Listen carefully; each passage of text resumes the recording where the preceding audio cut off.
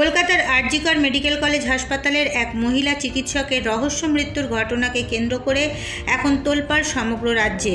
ঘটনার প্রতিবাদে রাজ্যের প্রতিটি সরকারি হাসপাতালে শুরু হয়েছে চিকিৎসকদের বিক্ষোভ ও প্রতিবাদ। পাশাপাশি বিভিন্ন সরকারি হাসপাতালে চলছে চিকিৎসকদের কর্মবিরতি। ফলে ভোগান্তি বাড়তে শুরু করেছে রোগী ও তাদের পরিবারের লোকেদের। পাশাপাশি প্রতিটি সরকারি হাসপাতালের চিকিৎসকরা দাবি করছেন জাস্টিস ফর লেডি ডক্টর। এর পাশাপাশি সরকারি চিকিৎসকরা তাদের বাড়তি নিরাপত্তার দাবি করেছেন। এরই মধ্যে আরজিকর মেডিকেল হাসপাতালের কর্তব্যরত চিকিৎসক ছাত্রীর রহস্য মৃত্যুর সঠিক তদন্ত ও দৃষ্টান্তমূলক শাস্তির দাবিতে সোচ্চার হয়েছেন বাঁকুড়া মেডিকেল হাসপাতালের পিজিটি ইন্টার্ন হাউস স্টাফেরা। আজ দ্বিতীয় দিনে পড়ল বাঁকুড়া মেডিকেল কলেজ হাসপাতালের চিকিৎসকদের কর্মবিরতি। আরজিকর মেডিকেল হাসপাতালে মহিলা চিকিৎসকের রহস্য মৃত্যুর ঘটনায় প্রকৃত দোষী দৃষ্টান্তমূলক শাস্তির দাবিতে গতকাল থেকে কর্মবিরতি শুরু করে বাঁকুড়া সম্মেলনী মেডিকেল কলেজের জুনিয়র চিকিৎসকরা। গতকাল অর্থাৎ শনিবারের পর আজ অর্থাৎ রবিবার সকাল থেকে একইভাবে এমার্জেন্সি পরিষেবাকে কর্মবিরতির আওতার বাইরে রেখে অন্যান্য সমস্ত পরিষেবা বন্ধ রাখা হয়েছে। বাঁকুড়া সম্মেলনী মেডিকেল কলেজের সামনে কর্মবিরতিতে রয়েছে প্রায় 650 পিজিটি ইন্টার্ন ও হাউস স্টাফরা। তবে আজ রবিবার এমনিতেই বন্ধ আউটডোর সহ অন্যান্য পরিষেবা। তবে কাল থেকে কি হতে চলেছে এখনও জানা যায়নি।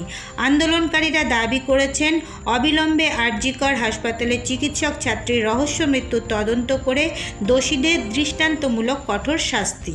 আজকে আমাদের আন্দোলন দ্বিতীয় দিনে পড়লো। কাল সারা রাত আমাদের অবস্থান বিক্ষোভ চলেছে। আমাদের যে পূর্ব পরিকল্পনা অনুযায়ী 48 ঘন্টা যে সময় দেওয়া হয়েছিল কর্তৃপক্ষকে, তো সেটা আমরা বজায় রাখছি। আমাদের তো আজকে এমনিও রবিবার, আজকে বহির্বিভাগ এমনিতেও বন্ধ। এমার্জেন্সি পরিষেবা যেমন চলছিল সেরকম চলবে আপাতত।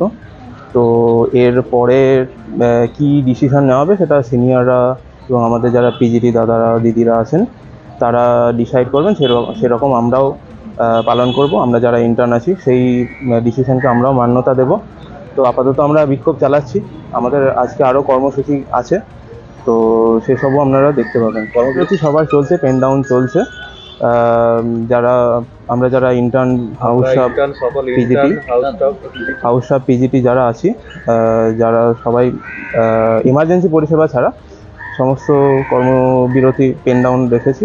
তো আজকে তো রবিবার, আজকে তো এমনিতেও বহির্বিভাগ বন্ধ। দাবি কী রয়েছে যে আসল অপরাধীকে খুঁজে বের করা এবং আমাদের যে সুরক্ষার ব্যাপারটা সেটা যেন কর্তৃপক্ষের নজরে আসে।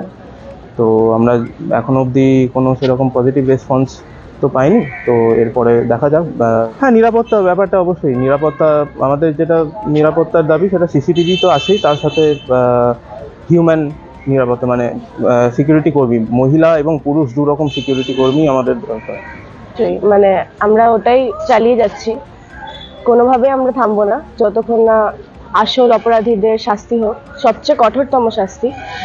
আর যাতে এই ঘটনা আর কখনো আরেকবার অন্য কোথাও যাতে না হয়, যাতে ওটা প্রমাণ করে দেওয়া হয়। এটাই খুশি অখুশি হওয়ার ব্যাপার নয়, সবার আগে এই ঘটনাটা হওয়ার কথাই ছিল না। এবার তদন্তকারীদের ওপর একটা ভরসা রাখতে হবে, আর প্লাস মানে যাতে সবকিছু খুব অনেস্টলি চলে সেটার প্রার্থনা করতে হবে। And will hope for that. তার জন্যই এত আন্দোলন, তার জন্যই এত বসে থাকা এখানে।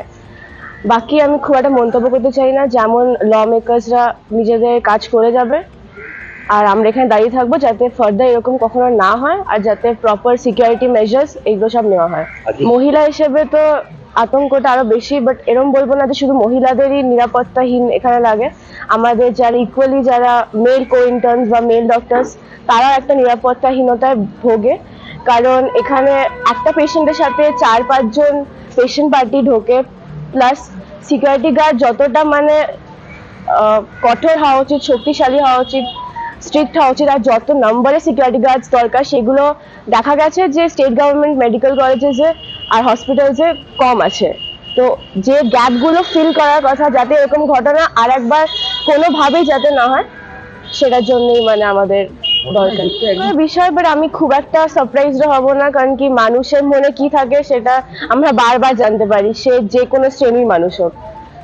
এটাই যে মানে এত ল্যাপস হবে কেন, মানুষ তো এখানে সার্ভিস দিতে আসছে কমন মানুষকেই, সেখানে যদি যারা সার্ভিস দিতে আসছে তাদের যদি বেসিক অ্যামেনিটিস আর বেসিক সিকিউরিটি না থাকে, তাহলে আমরা সার্ভিসটা দেবোই কেন?